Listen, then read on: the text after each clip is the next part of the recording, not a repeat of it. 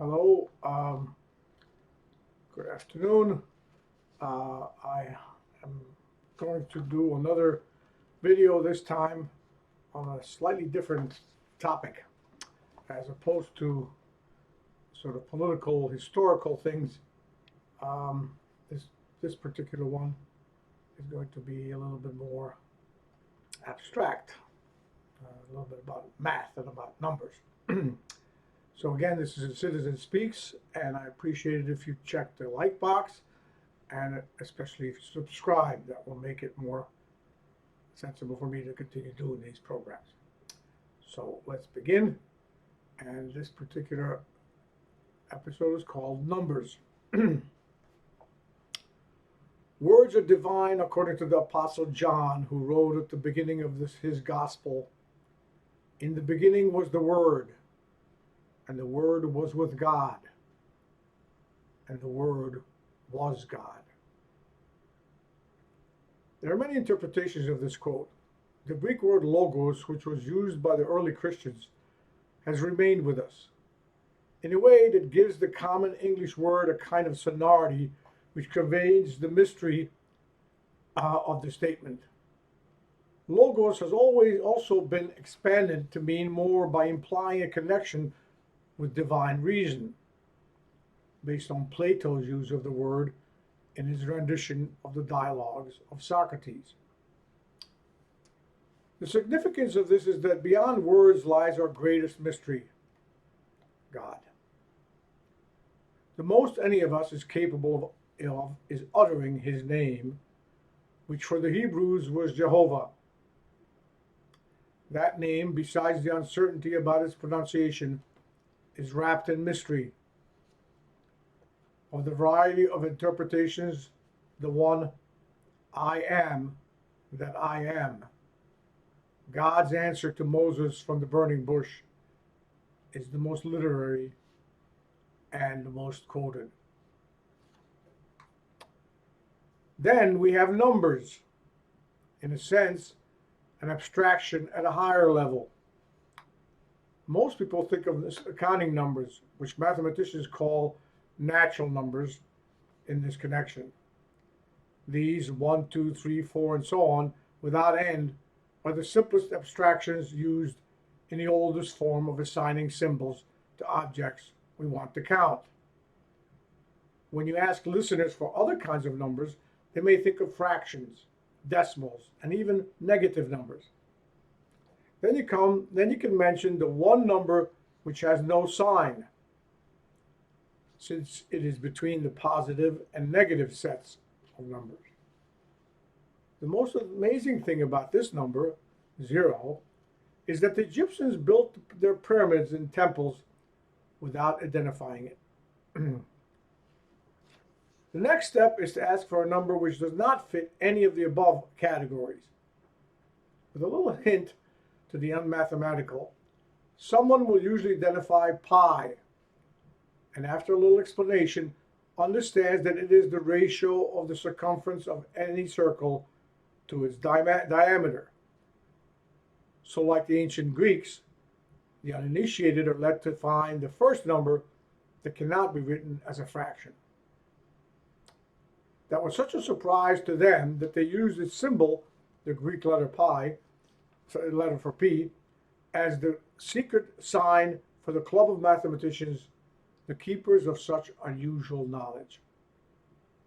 Then, just as the Greeks, great students of geometry, as Euclid's name attests, applied to the subject he and his students analyzed, we can now use some more figures to arrive at the following. The square roots of all prime numbers, the weird set of whole numbers evenly divisible by only by themselves, and 1, are all like pi. That is, they cannot be written as fractions or finite repeating decimals. In fact, they are irrational. So I'm going to show you a diagram that you should take a look at. Make sure that it's visible. And take a gander at that. and maybe take a photograph of it if necessary. I hope that that's coming through. Should be visible. I will also try to put this up on the screen. There's some more numbers at the bottom, but I'll pull it out a little bit more. Maybe that'll be better. Okay, so those are the irrational numbers, and as you can see, I've drawn this diagram that provides that if you draw a square and the edges of the square are length a, then the square root of a is that diagonal, and that is irrational number. Okay, now we arrive this way at a set of numbers called real by mathematicians and symbolized by the bold capital letter R. The term real is misleading since these numbers are no more real, that is tangible or concrete, than any other numbers. I've attached a diagram to the thumbnail so that's a little bit easier to follow. At this point, most of you probably think that's enough. We've run out of all possible numbers. Then the question arises, what is the square root of a negative number? Again, some will try to suggest a few, but are easily disabused when you show them that any number multiplied by itself is always positive. Then comes the next surprise. You can generate a whole number system which contains all the previous ones and adds another infinitely large set of numbers by defining the square root of -1 as equal to I, the letter I. This set of complex numbers is identified by the bold capital letter C and continues the misleading tradition since these are no more complex or less real than the previous ones. Now everyone who is not a math enthusiast says we cannot possibly need more numbers. But as exceptional mathematical talents discovered in the 19th century, there are many more number systems than the above. The 20-year-old Évariste Galois, that's Galois, enraged by the injustices of the French political system in 1848, joined fellow revolutionaries on the barricades that year and was felled by the defenders of the ruling French monarchy. Before he ascended the barricades, he left behind a set of notes, which are found by his friends and after arduous deciphering, revealed to contain a new mathematical theory of groups, which classifies numbers according to properties like closure, under, and operation. In our common real number system, that just means that adding any two numbers results in another number in that same system. In Galois' abstracted form, the operation could be defined by the designer, who also chooses the set of numbers. Another characteristic of this most abstract of number systems is that it has an identity element, which combined with any element using the defined operation will not change the original element. Also, each element can be combined with one other element, resulting in the above identity element. That is like adding 0 to a number and then finding the opposite of a number in our first described system. The last, the associative property, is that when you combine more than two elements of a group, choosing the pairs in any order will lead to the same answer. For the mathematically inclined, the set consisting of 1, -1, and I squared, that is -1, which is I squared is the square root of square root of -1 squared, so that's -1. With the operation of multiplication defines a group with the identity 1 and each element is its own inverse. Further, there's a property that pairs of numbers in a group could be combined with each other in any order and result in the same answer. That property, the commutative, was added to the system by another mathematician named Abel, and thus we call such a set of numbers an abelian group.